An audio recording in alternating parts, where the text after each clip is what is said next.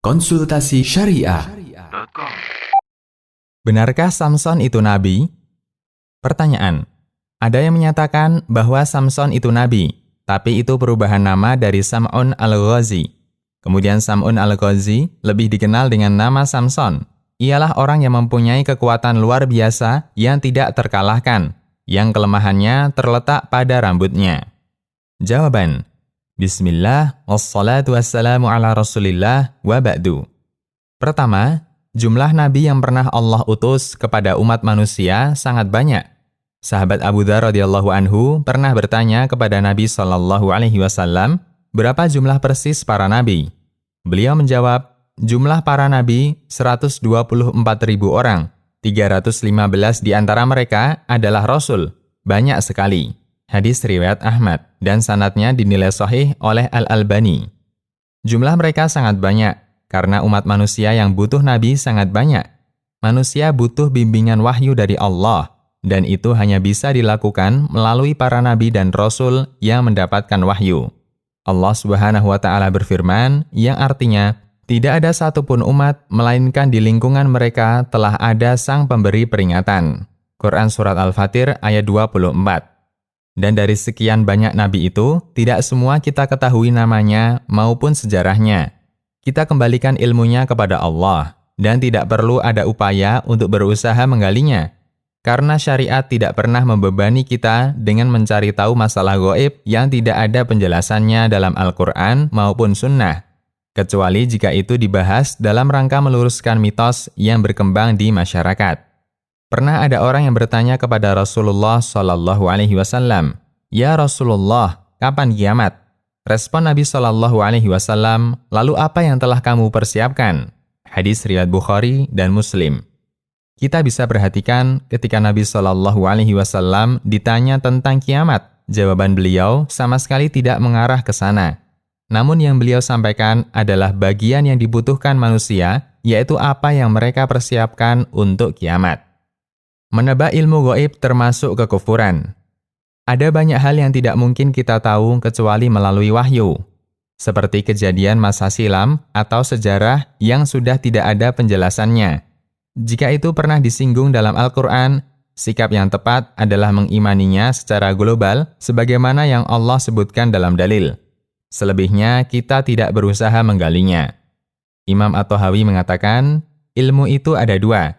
Ilmu tentang makhluk yang ada sumbernya, dan ilmu tentang makhluk yang tidak ada sumbernya. Mengingkari ilmu yang ada sumbernya dari Al-Quran dan Sunnah adalah kekufuran, dan mengaku memiliki ilmu yang tidak ada sumbernya juga kekufuran. Dan iman tidak akan kuat sampai menerima ilmu yang ada sumbernya dan tidak melakukan pencarian untuk ilmu yang tidak ada sumbernya. Matan Aqidah Thahawiyah. Adakah Nabi Sam'un? Terkadang Allah ceritakan dalam Al-Quran beberapa nabi tanpa menyebut nama sama sekali. Di antaranya firman Allah yang artinya, apakah kamu tidak memperhatikan pemuka-pemuka Bani Israel sesudah Nabi Musa? Yaitu ketika mereka berkata kepada seorang nabi mereka, angkatlah untuk kami seorang raja, supaya kami berperang di bawah pimpinannya di jalan Allah. Nabi mereka itu menjawab, mungkin sekali jika kamu nanti diwajibkan berperang, kamu tidak akan berperang. Quran Surat Al-Baqarah ayat 246.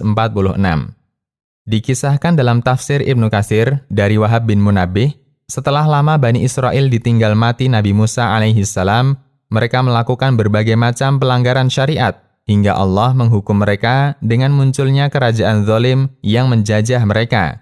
Banyak yang dijarah, dibunuh, hingga Taurat dirampas mereka.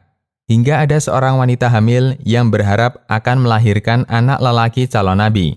Allah kabulkan harapan mereka, terlahirlah seorang anak lelaki yang diberi nama Syam'un, dalam riwayat lain Syamuel, yang arti dari nama ini adalah Allah mendengar.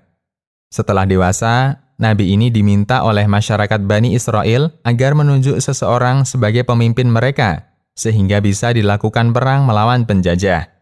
Lalu sang nabi menunjuk orang yang soleh namanya Talut, hingga terjadilah perang melawan Jalut, dan Daud berhasil membunuh Jalut.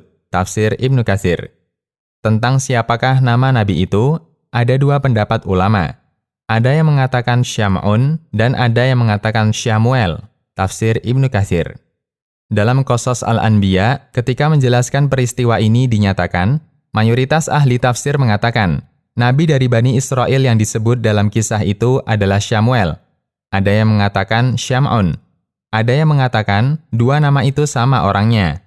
Dan ada yang mengatakan itu Nabi Yus'a, dan ini pendapat yang jauh. Qasas Al-Anbiya.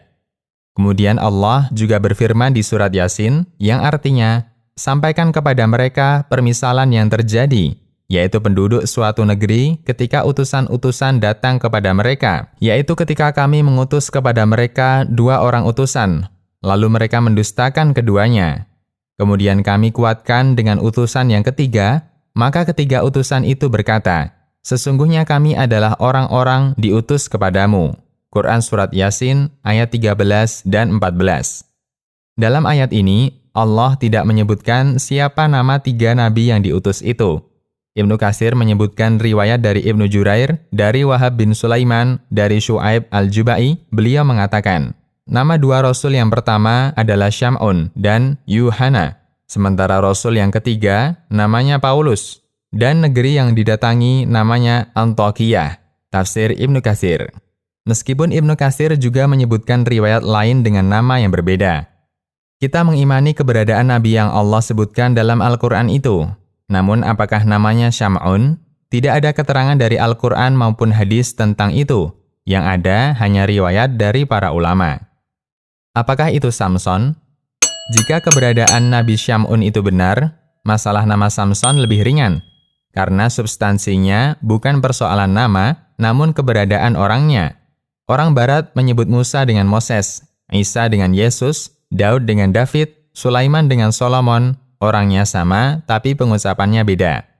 Yang menjadi masalah, Samson ini dianggap sangat kuat dan sumber kekuatannya ada di rambutnya. Berdasarkan beberapa keterangan dari ayat di atas, kita tidak menjumpai informasi itu. Dan yang janggal adalah sumber kekuatannya ada di rambutnya. Artinya jika rambutnya dicukur, maka nanti dia jadi lemah. Ini jelas mitos. Bagaimana mungkin mukjizat seorang nabi bisa hilang gara-gara dicukur rambutnya? Ini mungkin karena pengaruh film, lalu dicampur dengan sejarah, mirip Samson Betawi yang kekuatannya ada pada bulu ketiaknya. Diam lebih baik. Sekali lagi, dalam masalah akidah, menerima apa adanya itulah yang terbaik. Bagian yang tidak ada keterangannya di luar tanggung jawab manusia untuk mengetahuinya, sehingga kita tidak perlu mencari tahu tentangnya. Setidaknya dengan ini kita berada di posisi aman. Demikian, Allahu a'lam.